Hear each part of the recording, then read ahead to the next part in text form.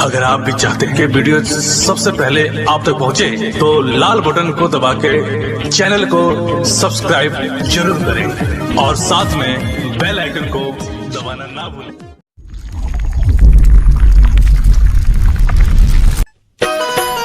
चंचल देवी जिंदाबाद, गुब्बारा छाप जिंदाबाद, सिसरी पंचायत जिंदाबाद, सिसरी पंचायत के समस्त जनता जिंदाबाद।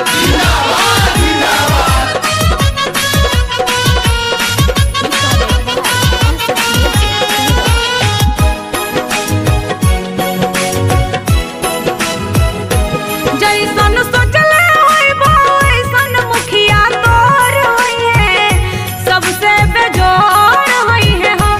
इनकर टक्कर में ना दोसर कोनो यार होइहे, सबसे बेजोड़ होइहे हो।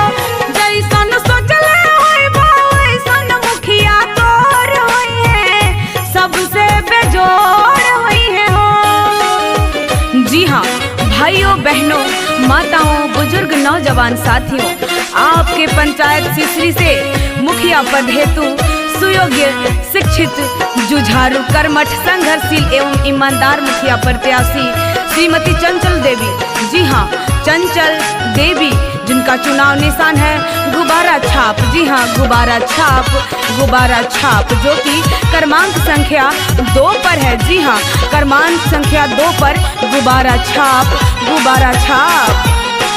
गली गली रोड बिजली पानी मिल सबके, अपन पंचायत बानी सब गाँव से हटके।